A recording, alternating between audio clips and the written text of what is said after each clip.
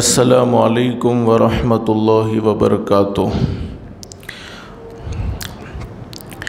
الحمد للہ نحمده ونستعینه ونستغفره ونؤمن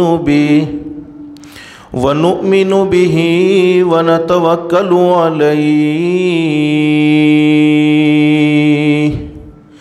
ونعوذ باللہ من شرور انفسنا ومن سیئات اعمالنا من يهده الله فلا مضل له ومن يضلله فلا هادي له ونشهد أن لا إله إلا الله وحده لا شريك له ونشهد أن سيدنا ومولانا محمدا عبده ورسوله صلى الله تعالى عليه وعلى آله وأصحابه وبارك وسلم تسليما كثيرا أما بعد فأعوذ بالله من الشيطان الرجيم بسم الله الرحمن الرحيم إنما يعمر مساجد الله من آمن بالله واليوم الآخر وأقام الصلاة وآتى الزكاة ولم يخش إلا الله فعسى أولئك أن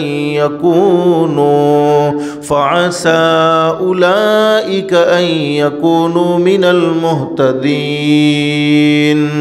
صدق الله العظيم رب اشرح لي صدري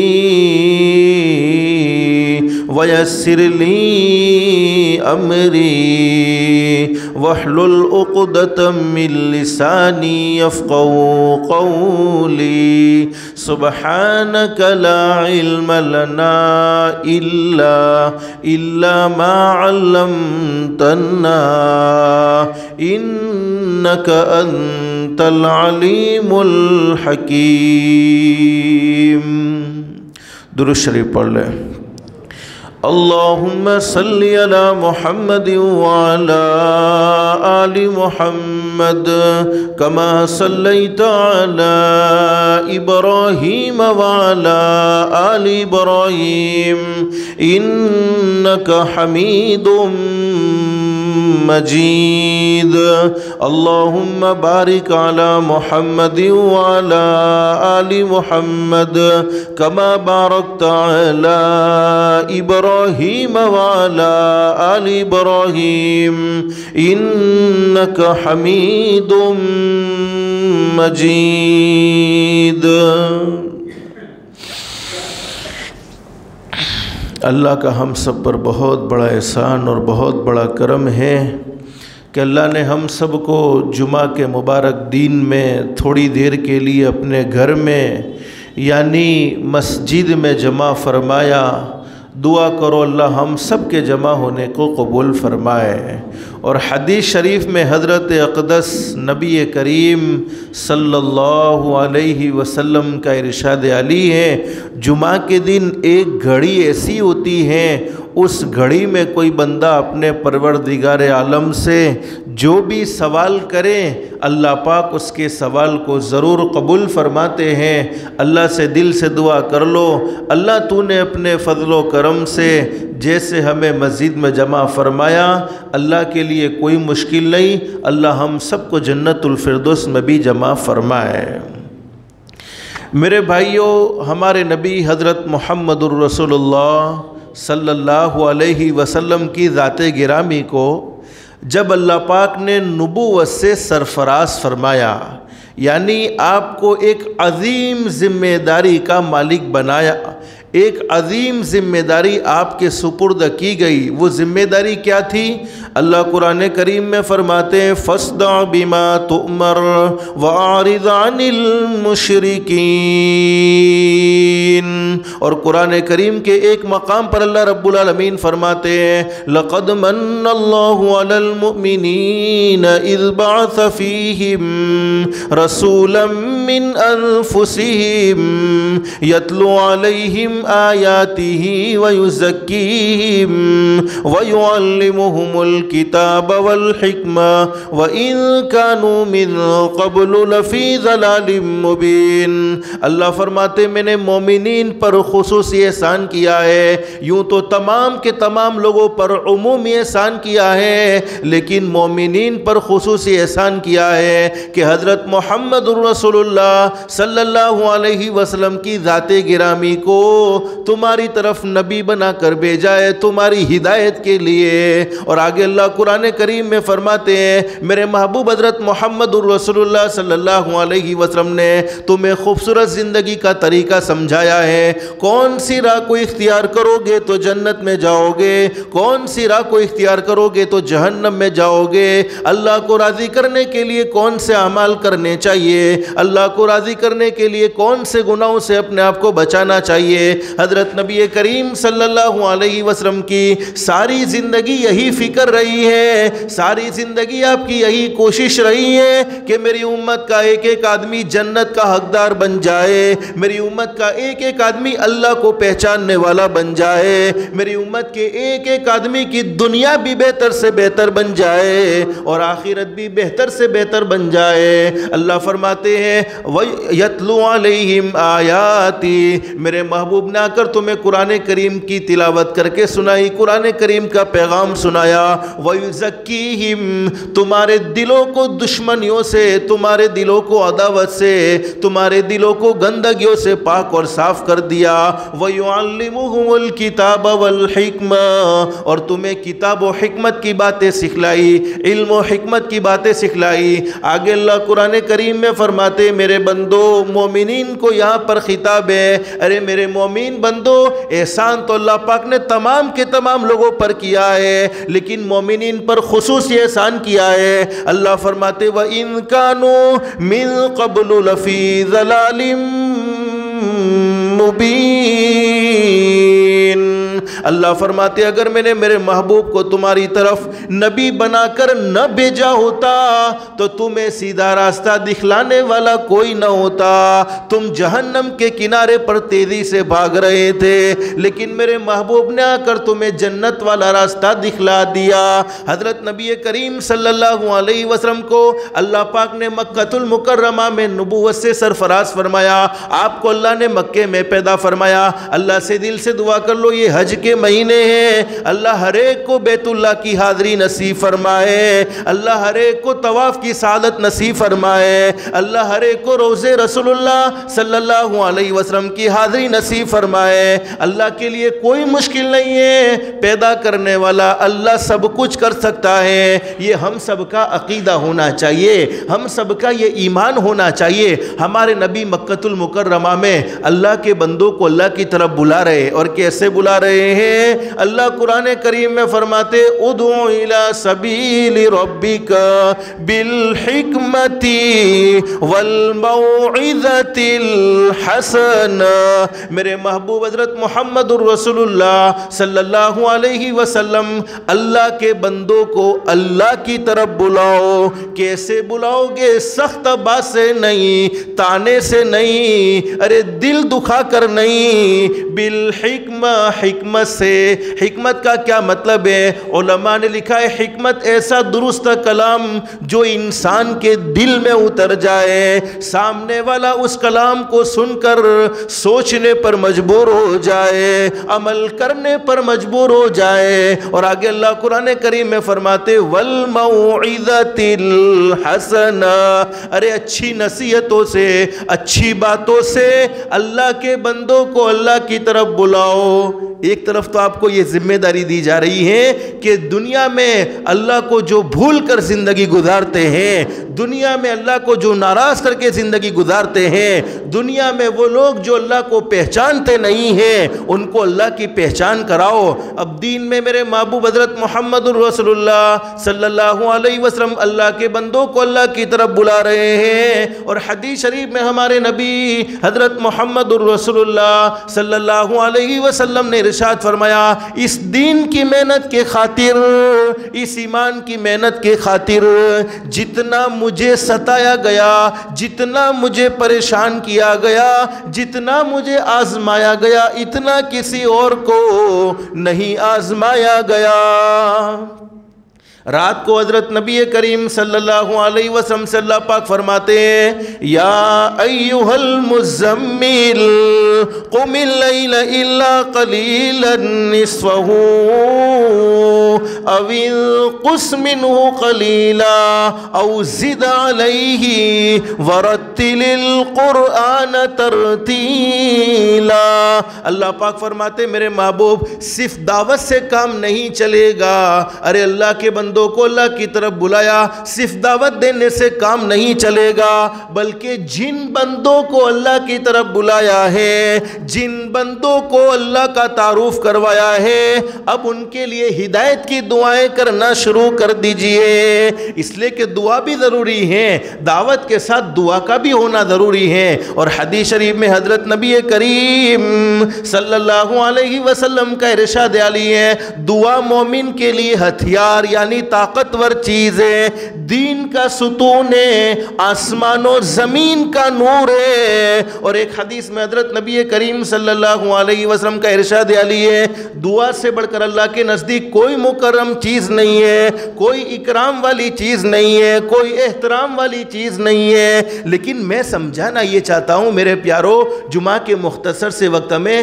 ہمارے نبی مکہ المکرمہ میں اللہ کے بندوں کو اللہ کی طرف بلا رہے ہیں، اللہ کا تعارف کروا رہے ہیں۔ اب ماننے والوں نے مانا، نہ ماننے والوں نے مخالفتیں کی، اور حضرت نبی کریم صلی اللہ علیہ وسلم کو طرح طرح کی تکلیفیں پہنچائی، طرح طرح کے دکھ دیے، کسی نے آپ کے راستے میں کانٹے بچھائے، تو کسی نے آپ کو برا بھلا کہہ دیا، تو کسی نے آپ کو گالیاں دی، تو کسی نے آپ کے مقدس اور آپ کے پاکیزہ چہرے پر تھوکا۔ لیکن حضرت نبی کریم صلی اللہ علیہ وسلم لوگوں کی تکلیفوں کو برداشت کرتے ہوئے، لوگوں کی تکلیفوں کو سہتے ہوئے اللہ کے بندوں کو اللہ کی طرف بلا رہے ہیں۔ ایک ہی محنت ہے، ایک ہی مشن ہے، لیکن میرے بھائیوں حدیث شریف میں لکھا ہے حضرت نبی کریم صلی اللہ علیہ وسلم مکہ المکرمہ میں 13 سال تک رہے اور اللہ کے بندوں کو اللہ کی طرف بلاتے رہے۔ ماننے والوں نے آپ کی بات کو مانا، نہ ماننے والوں نے آپ کو ٹھکرایا۔ لیکن ایک بات یاد رکھو، ہم سب کا یہ عقیدہ ہے، ہم سب کا یہ ایمان ہے، دین کسی کے مٹانے سے بولو مٹنے والا نہیں ہے۔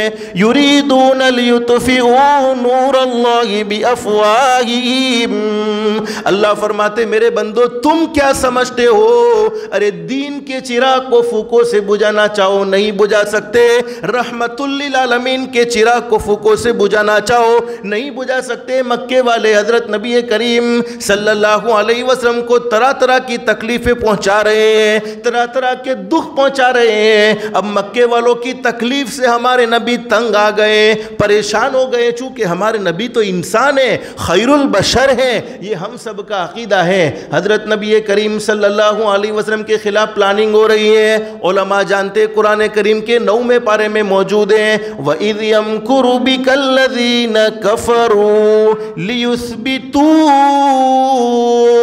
أَوْ يَقْتُلُوكَ أَوْ يُخْرِجُوكَ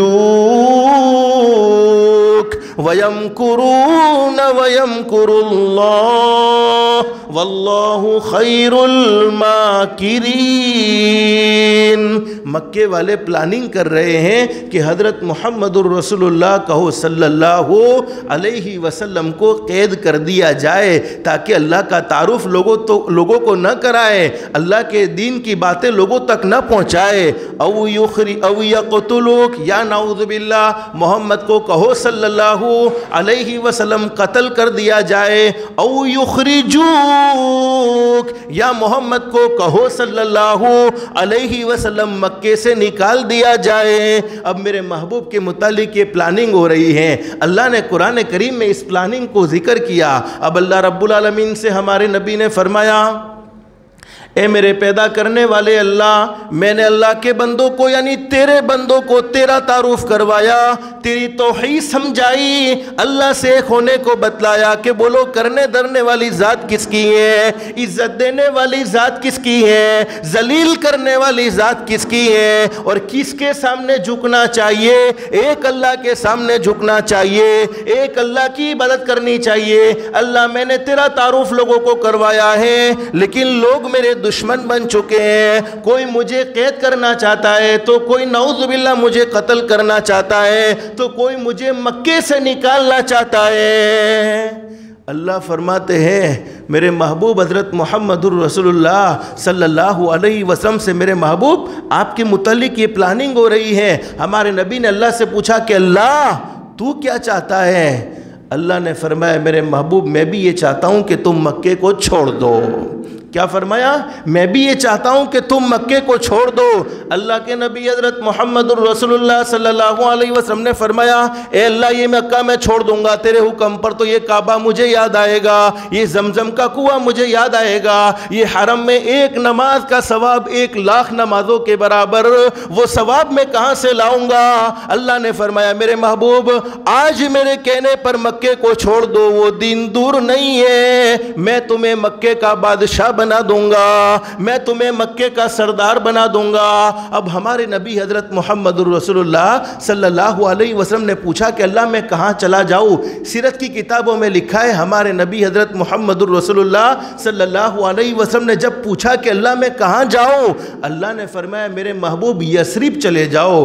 یثرب یہ ایک جگہ کا نام ہے، مدینۃ المنورہ سے پہلے اس جگہ کا نام یثرب تھا، یثرب چلے جاؤ۔ اب یثرب کے معنی اس جگہ کو کہتے جہاں بیماری ہی بیماری ہو، جہاں تکلیف ہی تکلیف ہو، جہاں پریشانی ہی پریشانی ہو، جہاں دکھ ہی دکھ ہو۔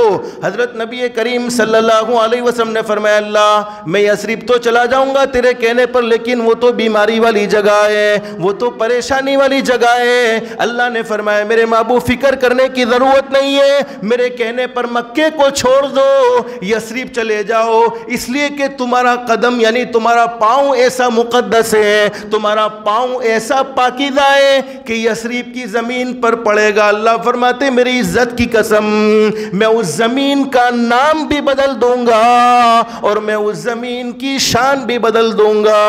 اور حقیقت یہ ہوا کہ مدینۃ المنورہ نام ہو گیا، طیبہ نام ہو گیا، اور شان یہ ہو گئی کہ مدینۃ المنورہ کی مٹی کو کھا کے شفا بنا دیا۔ لیکن مجھے مختصر سمجھانا یہ ہے ہمارے نبی جب مدینۃ المنورہ پہنچے، یہ تو مجھے مختصر یہ باتیں آپ کے سامنے ذکر کرنی، اللہ ہم سب کو حضرت نبی کریم صلی اللہ علیہ وسلم سے سچی محبت نصیب فرمائے۔ تو ہمارے نبی نے مدینۃ المنورہ میں سب سے پہلے کام یہ کیا کہ آپ نے مسجد کو تعمیر کیا۔ مسجد نبوی حضرت محمد الرسول اللہ صلی اللہ علیہ وسلم کی مسجد کو مسجد نبوی صلی اللہ علیہ وسلم، اللہ ہر ایک کو مسجد نبوی کی حاضری نصیب فرمائے۔ حضرت نبی کریم صلی اللہ علیہ وسلم نے مسجد نبوی کو تعمیر کیا۔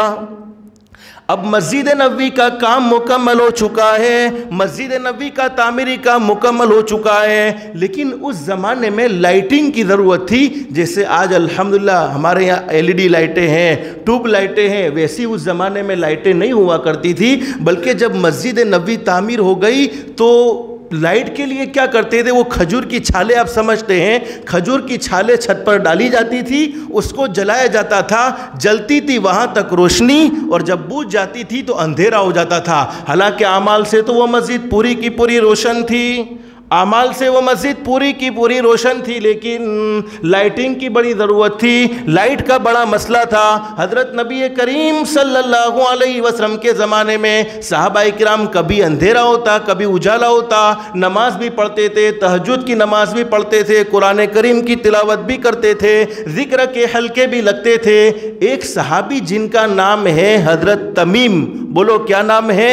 حضرت تمیم ملک شام تجارت کی غرض سے گئے، بزنس کے لیے وہ ملک شام تشریف لے گئے۔ حضرت تمیم رضی اللہ تعالیٰ عنہ نے ملک شام میں دیکھا کہ وہ چراغ، جو اس زمانے میں چراغ ہوا کرتے تھے، آج کے زمانے میں بھی بہت سے لوگوں نے دیکھا ہے جس کو ہم لالٹین کہتے ہیں، کہ تیل ہوتا ہے اس میں رسی ڈالی جاتی ہے اور اس کو جلایا جاتا ہے، جس کو ہم دیا بھی کہتے ہیں، ہماری گجراتی زبان میں دیو بھی کہواماں آوے چھے کہ دیو، بہت سے دیہاتوں میں ابھی بھی آپ نے دیکھا ہوگا وہ دیوا ہوتا ہے اور ملتا بھی ہے مارکیٹ میں، جس کو ہم لالٹین بھی کہتے ہیں، کہ تیل ہوتا ہے اس میں رسی ڈالی جاتی ہے اور اس کو جلایا جاتا ہے۔ اب حضرت تمیم رضی اللہ تعالیٰ عنہ چونکہ تجارت کے لیے وہاں پر گئے ہوئے تھے، بہت سارے دیے، بہت سارے چراغ وہاں سے خرید لیے، بہت سارے چراغ کو خرید کر مدینہ المنورہ میں تشریف لائے۔ سیرت کی کتابوں میں لکھا ہے کہ مغرب کی نماز کا وقت ہونے والا ہے، حضرت تمیم رضی اللہ عنہ مغرب کی نماز کے اندر مسجد نبوی میں تشریف لائے، اور حضرت تمیم رضی اللہ عنہ نے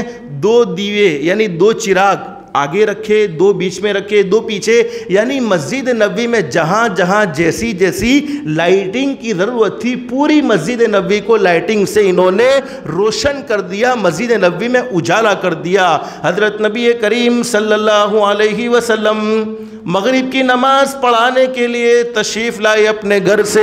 اب پوری مسجد کو دیکھا کہ پوری کی پوری مسجد روشن ہو چکی ہے، پوری کی پوری مسجد میں اجالا ہی اجالا ہے، پوری کی پوری مسجد میں روشنی ہی روشنی ہے، اور ہمارے نبی کا چہرہ اللہ نے ایسا زبردست اور ایسا خوبصورت بنایا تھا کہ آپ اندھیرے میں جاتے تھے وہاں اجالا ہی اجالا ہو جاتا تھا۔ اور حضرت نبی کریم صلی اللہ علیہ وسلم کو اللہ پاک نے بڑی زبردست اور بڑی بہترین خوبصورتی نصیب فرمائی تھی۔ ہم سب نے یہ سنا بھی ہے اور یہ پڑھا بھی ہے کہ حضرت یوسف علیہ السلام بھی خوبصورت تھے، بولو بے شک، چونکہ حضرت یوسف علیہ السلام کا قصہ ہم قرآن کریم میں پڑھتے ہیں، اور ہمارے نبی حضرت محمد الرسول اللہ صلی اللہ علیہ وسلم بھی خوبصورت تھے، لیکن دونوں کی خوبصورتی میں فرق کیا ہے؟ اما عائشہ صدیقہ رضی اللہ عنہا فرماتی ہے حضرت نبی کریم صلی اللہ علیہ وسلم کی خوبصورتی کا عالم یہ تھا، حضرت یوسف علیہ السلام کے چہرے کو دیکھ کر تو مصر کی عورتوں نے اپنی انگلیاں کاٹ لی، اگر یہی مصر کی عورتیں میرے محبوب کے چہرے کو دیکھ لیتی تو اپنی گردنیں اپنے دل کاٹ لیتی۔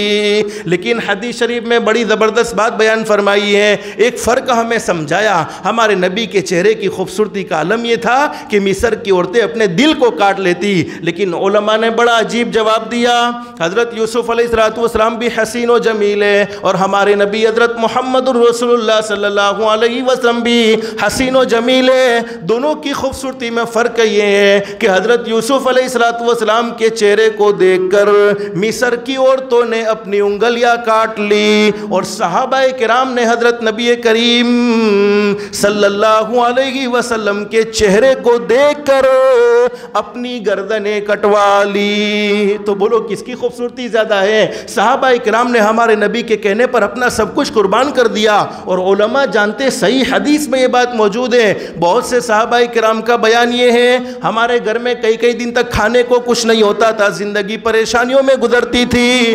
زندگی دکھوں میں گزرتی تھی، لیکن ایک مرتبہ حضرت نبی کریم صلی اللہ علیہ وسلم کے چہرے کو دیکھ لیتے تھے تو اپنی بھوک کو بھی بھول جاتے تھے اور اپنی پریشانیوں کو بھی بھول جاتے تھے۔ اب ہمارے نبی مسجد نبوی میں تشریف لائے، پوری کی پوری مسجد روشن ہے، پوری مسجد میں چراغ ہی چراغ، لائٹ ہی لائٹ۔ ہمارے نبی نے صحابہ کرام سے پوچھا، ارے یہ مسجد نبوی یعنی میری مسجد، اور مسجد بولو کس کا گھر؟ اللہ کا گھر۔ یہ اللہ کے گھر کو روشن کس نے کیا؟ یہ اللہ کے گھر میں لائٹیں کس نے لگائی؟ یہ اللہ کے گھر میں چراغ کس نے لگائے؟ صحابہ کرام نے حضرت تمیم رضی اللہ عنہ کی طرف اشارہ کر دیا، کہ اللہ کے نبی یہ تمیم ہے، یہ تمیم نے لائٹیں لگائی ہیں، یہ تمیم نے مسجد کو روشن کر دیا ہے۔ حضرت نبی کریم صلی اللہ علیہ وسلم نے مغرب کی نماز کا وقت ہونے والا ہے، حضرت تمیم کو قریب بلایا، اور ہمارے نبی نے حضرت تمیم سے فرمایا، تمیم کیا تم نے اللہ کے گھر کو روشن کیا؟ کیا تم نے اللہ کے گھر میں لائٹیں لگائی؟ حضرت نبی کریم صلی اللہ علیہ وسلم نے جب یہ بات پوچھی تو حضرت تمیم نے فرمایا کہ ہاں اللہ کے نبی، میں بزنس کی غرض سے ملک شام گیا تھا اور میں نے وہاں چراغ دیکھے، میں نے وہاں دیے دیکھے، اور مجھے یہ سمجھ میں آیا کہ مسجد نبوی میں لائٹ کی ضرورت ہے، اس لیے میں نے لائٹ کو مسجد نبوی میں لگا دیا۔ ہمارے نبی حضرت محمد الرسول اللہ صلی اللہ علیہ وسلم سے بڑھ کر بولو دنیا میں کوئی سچا انسان نہیں، آپ کو قسم کھانے کی ضرورت نہیں ہے، اس کے باوجود ہمارے نبی حضرت محمد الرسول اللہ صلی اللہ علیہ وسلم نے ارشاد فرمایا، اے تمیم تم نے اللہ کے گھر کو روشن کر دیا، اللہ کی قسم اللہ نے میرے دل کو خوش کر دیا، میں خوش ہو گیا۔ پھر ہمارے نبی نے فرمایا، کاش تمیم میرے پاس کوئی بیٹی ہوتی۔ ہمارے نبی کیا فرما رہے ہیں؟ ابھی میرے پاس کوئی بیٹی نہیں ہے، کاش تمیم تم نے اللہ کے گھر میں چراغ لگا کر مجھے اتنا خوش کیا ہے، تم نے اللہ کے گھر میں روشنی لگا کر مجھے اتنا خوش کیا ہے کہ اگر میرے پاس کوئی بیٹی ہوتی تو یہ محمد کہو صلی اللہ علیہ وسلم اپنی بیٹی آپ کے حوالے کر دیتا، اپنی بیٹی آپ کے حوالے کر دیتا، یعنی میری بیٹی کا نکاح میں تیرے ساتھ کر دیتا۔ ایک صحابی قریب میں بیٹھے ہوئے ہیں جن کا نام لکھا ہے روایت میں حضرت نوفل، کیا نام؟ حضرت نوفل رضی اللہ تعالیٰ عنہ، فرماتے اللہ کے نبی آپ تمیم سے خوش ہو گئے اور تمیم سے خوش ہو کر آپ نے یہ فرمایا کہ میرے پاس کوئی بیٹی ہوتی میں اپنی بیٹی کا نکاح کر دیتا۔ اللہ کے نبی یہ نوفل یہ آپ کا غلام ہے، یہ نوفل کی بیٹی بھی تو آپ ہی کی بیٹی ہے۔ اللہ کے نبی یہ نوفل کی بیٹی بھی تو آپ ہی کی بیٹی ہے۔ آپ تمیم سے خوش ہوئے، یہ تمیم اگرچہ بڑی عمر کے ہیں لیکن یہ نوفل اپنی جوان بیٹی تمیم کے حوالے کر دینے کے لیے تیار ہے۔ صرف کیا کام پر ہمارے نبی خوش ہو رہے ہیں؟ مسجد نبوی میں روشنی کی، مسجد نبوی میں چراغ لگایا۔ تو میرے پیاروں کیا ہم اعمال سے مسجد کو روشن کریں گے تو بولو اللہ خوش ہوگا کہ نہیں ہوگا؟ ارے بولو نا اللہ خوش ہوگا کہ نہیں ہوگا؟ آج ہماری مسجدوں پر آوازیں اٹھائی جا رہی ہے، مسجدوں کو بچانے کی فکر کرنے کی کوئی ضرورت نہیں ہے۔ بولو مسجدوں کو بچانے والا کون؟ زور سے بولو کون؟ وَأَنَّ الْمَسَاجِدَ لِلَّهِ فَلَا تَدْعُوا مَعَ اللَّهِ أَحَدًا۔ اور علماء جانتے حدیث شریف میں موجود ہے، حضرت نبی کریم صلی اللہ علیہ وسلم نے ارشاد فرمایا قیامت کا میدان قائم ہوگا، اس وقت ساری دنیا فنا ہو جائے گی، پہاڑ ٹوٹ چکیں گے، زمین کے ٹکڑے ٹکڑے ہو جائیں گے، ہر چیز ہوا میں اڑنے لگے گی، لیکن یہ مسجدوں کو اللہ پاک صحیح سالم آسمانوں پر اٹھا دے گا۔ تو مسجدوں کو بچانے کی فکر کرنے کی کوئی ضرورت نہیں ہے۔ مسجدوں کو بچانے والا کون؟ کرنے کی ضرورت ہے تو مسجدوں کو آباد کرنے کی فکر کرنے کی ضرورت ہے۔ اگر ہم نے اپنی مسجدوں کو آباد کر لیا، ہم نے اپنی مسجدوں کو اعمال سے روشن کر دیا، اللہ کی ذات عالی سے امید ہے جتنے لوگ مسجدوں کو تباہ و برباد کر دینے کی کوشش میں لگے ہوئے ہیں، ہمارا یہ عقیدہ ہے، ہمارا یہ ایمان ہے، ہم قرآن کریم سے یہ بات کہہ رہے ہیں اور قرآن سے یہ فیصلہ کر رہے ہیں، مسجدوں کو تباہ و برباد کر دینے والے، مسجدوں کو تباہ و برباد کرنے کی پلاننگ کرنے والے خود تباہ و برباد ہو سکتے ہیں لیکن مسجدوں کو تباہ و برباد نہیں کر سکتے ہیں۔ تو صرف ہمارے نبی چراغ لگانے پر اتنے خوش ہوتے ہیں کہ اپنی بیٹی دینے کے لیے تیار، تو کیا ہم نمازوں سے مسجد کو آباد کر دے تو ہمارا پیدا کرنے والا اللہ بولو خوش ہوگا کہ نہیں ہوگا؟ ہمارا پیدا کرنے والا اللہ راضی ہوگا کہ نہیں ہوگا؟ ہمارا پیدا کرنے والا اللہ ہماری دنیا بھی بہتر سے بہتر بنائے گا کہ نہیں بنائے گا؟ ضرور بہتر بنائے گا۔ لیکن میرے پیاروں آج مسلمانوں کا حال یہ ہے، چونکہ یہ حج کے مہینے چل رہے ہیں، اب بہت سی مرتبہ ہم نے سنا حج بڑا مہنگا ہو گیا، حج بڑا مہنگا ہو گیا۔ ہاں ہوا مہنگا، اور حج ہمیشہ کے لیے فرض نہیں ہے، صرف زندگی میں ایک مرتبہ، اور اس میں بھی شرط ہے کہ وہاں تک پہنچنے کی پوری طاقت ہو، پوری قدرت ہو، بدنی بھی جانی بھی طاقت ہونی چاہیے اور مالی بھی طاقت ہونی چاہیے، پوری کی پوری طاقت ہے، اس کے باوجود زندگی میں ایک مرتبہ حج فرض ہے۔ نماز تو ہمیشہ کے لیے فرض ہے، حج مہنگا ہوا ہے، نمازیں کون سی مہنگی ہوئی ہیں؟ نماز تو فری میں پڑھی جاتی ہیں۔ اور میرے پیاروں ہمیشہ یاد رکھو اللہ کے گھر میں بولو کسی کی حکومت چلتی؟ ارے بولو نہیں چلتی، اللہ کے گھر میں چلتی ہے تو کس کی چلتی ہے؟ ہم نے اپنی زندگی میں کچھ وقت ایسا بھی گزارا ہے کہ مسجدوں کے تالے لگے ہوئے تھے، ہم مسجدوں میں تراویح پڑھنا چاہتے تھے لیکن نہ پڑھ سکے، ہم مسجدوں کو نماز کے ذریعے آباد کرنا چاہتے تھے لیکن نہ کر سکے۔ میرے پیارو، اللہ پاک ہمیں سمجھانا چاہتا ہے، میرے بندو تم اپنی مرضی سے مسجد میں نہیں آتے، میں بلاتا ہوں تب ہی تم آتے ہو، میں نہیں بلاتا تو تم آ بھی نہیں سکتے۔ ارے اللہ کی مرضی کے بغیر ہم سب کا یہ عقیدہ ہے کہ ایک درخت کا پتا نہیں ہل سکتا، تو اتنا بڑا موٹا جسم گھر سے مسجد کی طرف کیسے اللہ کے حکم کے بغیر جا سکتا ہے؟ لیکن فجر کی نماز میں سونے والے کبھی یہ نہ سوچے کہ میں نے فجر کی نماز نہیں پڑھی، آج جمعہ کی نماز پڑھ کر بہت سے لوگ جائیں گے اور ارادہ کریں گے آئندہ جمعہ میں نماز پڑھیں گے۔ عصر کی نماز اللہ نے فرض کی ہے، مغرب کی نماز بھی اللہ نے فرض کی ہے، عشاء کی نماز بھی اللہ نے فرض کی ہے، اور میرے پیاروں سوچنا چاہیے روزانہ ہم اللہ کی نعمتوں سے فائدہ اٹھاتے گئے، روزانہ اللہ کی ہواؤں سے فائدہ اٹھاتے گئے، روزانہ اللہ کے رزق سے فائدہ اٹھاتے گئے، اور ہم مسلمان ہیں۔ ہمارے نبی حضرت محمد رسول اللہ صلی اللہ علیہ وسلم نے ہمارے لیے دکھوں بھری زندگی گزاری، میں نے شروع میں آپ کو بتلایا، اس کے باوجود ہمارے نبی اپنی زندگی میں یہی فرماتے گئے، قرۃ عینی فی الصلاۃ، میرے امتیوں مجھے راحت پہنچانا چاہتے ہو تو کبھی بھی نماز کو مت چھوڑنا، میرے امتیوں مجھے راحت پہنچانا چاہتے ہو، میری آنکھوں کو ٹھنڈا کرنا چاہتے ہو تو ہمیشہ نماز کے پابند رہنا۔ لیکن کتنے لوگ ایسے ہیں جو عصر کی نماز پڑھنے کا اہتمام کریں گے، اور اس مرتبہ تو بڑی غفلت ہے، ہر جگہ پر دیکھی گئی ہے، ہماری مسجد آباد ہونے کے بجائے دن بدن ویران ہوتی چلی جا رہی ہے۔ اللہ ہم سب کی حفاظت فرمائے۔ اس لیے میرے پیارو بولو عزت دینے والا کون ہے؟ اللہ ہے۔ اللہ کے گھر کو کوئی نقصان نہیں پہنچا سکتا، شرط یہ ہے اللہ کے گھر کو بچانے کی فکر کرنے کی کوئی ضرورت تو نہیں ہے، بچانے والی ذات تو ایک اللہ کی ہے۔ اللہ کے گھر کو آباد کرنے کی، بسانے کی فکر کرو، ہم اللہ کے گھر کو آباد کریں گے۔ اور یہ حدیث شریف میں موجود ہے، حضرت نبی کریم صلی اللہ علیہ وسلم کا ارشاد عالی ہے، اللہ کے گھر کو آباد کرنے والوں کے لیے مسجدیں دعائیں دیتی ہے، اے اللہ جس نے مجھے آباد کیا تو ان کے گھروں کو آباد کر دے، اور جس نے مجھے ویران کیا تو ان کے گھروں کو ویران کر دے۔